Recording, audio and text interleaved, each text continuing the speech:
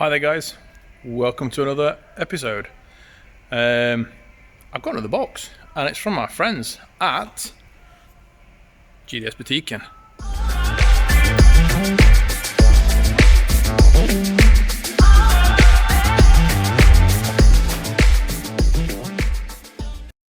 Right, before we get this box open, I just want to show you gdsbutiken's homepage here.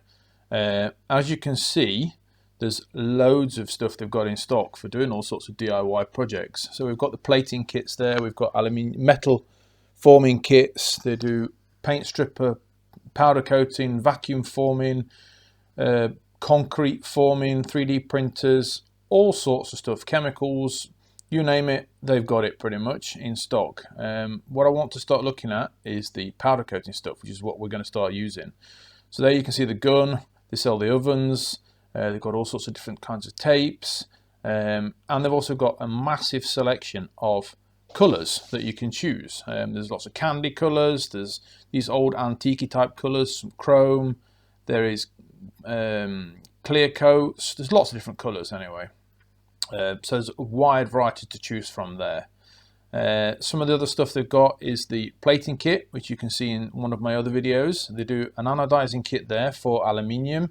There's the zinc kit that I've got, and they've got the phosphate kit there for making things slightly black.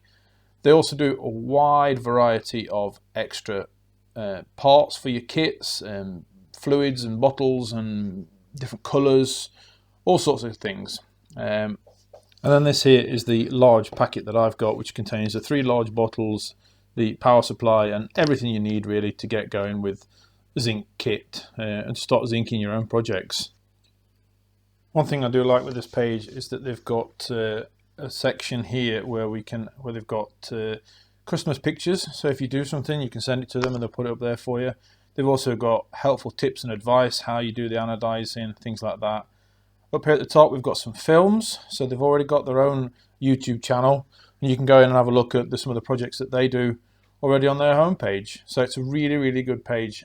Lots of useful information on that site. I recommend that you all go in and have a look at gdsbutiken in Sweden. Right, back to this box. Let's crack it open. Let's have a look what's inside it. Right, as usual, it's nicely packed. Some nice bit of packaging around it, keeping it nice and safe. Some paperwork. And what we've got in here then is the gun, and we've got some powder. This is ultramarine blue. That'll be nice. And we've got some black, and it's shiny black in that one. So that'll be cool.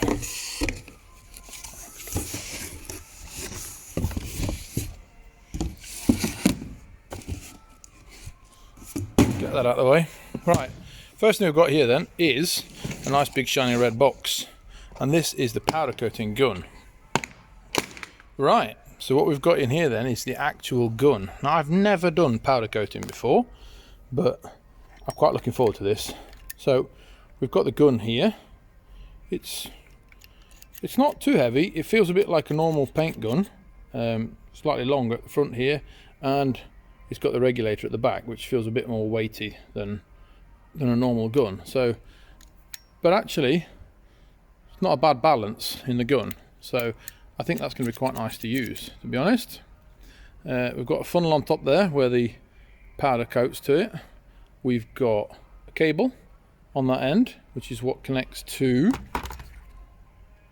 this here. So we've got one here that goes to the electricity supply, and we've got the other one here which goes to the actual piece that we're working on, and that connects to the gun.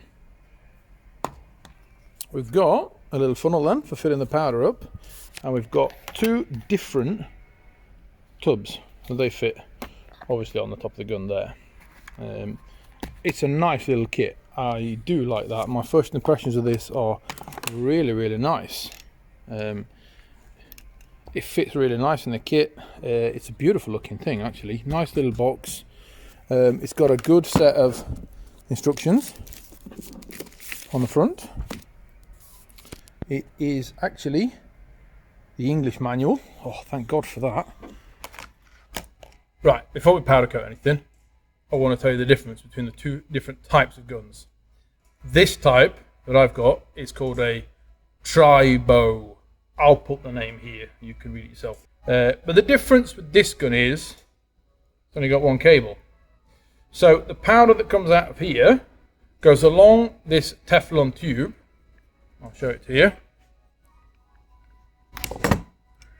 And inside there's a tube with a set of wavy lines in it. So the powder goes through this and gets positively charged.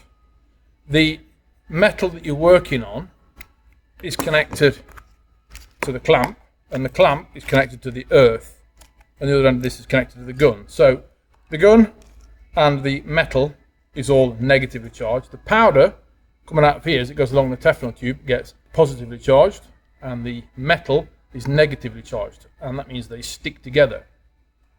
Now the other version you get is the one called a Corona. It's got nothing to do with the little germ that we've seen that, you know, we might have seen it in the papers. Got nothing to do with that. What it basically has is got a power supply. So you put quite a lot of voltage into the metal, and then you've got negative powder here. So you've got plus charged metal and negative charged powder, and that's what makes them stick together. Now the benefits with this is obviously no electricity, so I don't have any problems with that. The other benefit of this is that I don't get what you call a Faraday effect, which is where the metal from the, if I was going to use the Corona version, would have a charge into it. If it's got lots of small nooks and crannies and things like that, then the charge won't get into all of the nooks and crannies, and you won't get you can get less paint in those areas. Whereas this doesn't have that effect. This is a lot easier and a lot better to get into these small areas. So they're the benefits of this one. The negative is that I've got powder traveling along this pipe at pressure, which means it can wear the pipe out inside. I don't know how long that's going to take. I would imagine for the amount of powder coating I'm going to do with this, I don't think I'll ever need to change this tube, but we'll see. Right, enough talking about this. Let's get some stuff powder coated. I've attached the earth probe to the bolt. The bolt's going straight through it, so that should be nice and earthed. The red cable there goes to the gun, and I've filled it with black powder. The other end, this cable, the earth wire, goes to the plug, and it is connected. I'll show it to you. The plug, the pins are plastic, so they don't actually do anything. So all this is just an earth. That earth wire there is connected to the earth, which is the copper wire on the side there. So it's just an earth, that is. So we'll plug that in there. We've now got an earth on that one.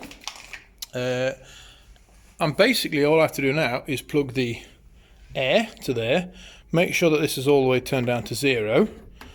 And then when I start it up, make sure that I turn the pressure up till I get a nice stream of powder flowing out of it, and it should just attach to that. So yeah, what we're waiting for. Let's crack on with it, shall we?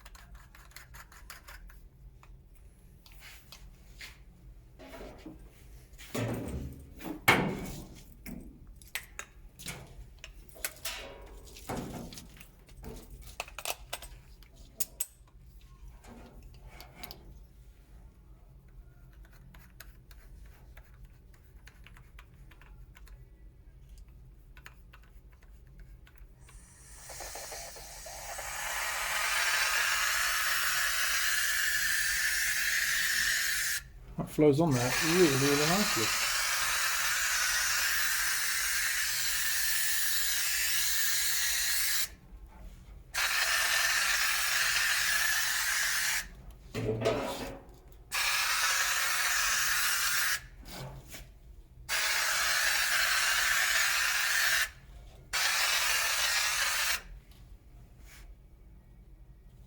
That's it. I thought that was going to be a lot harder than what it actually was.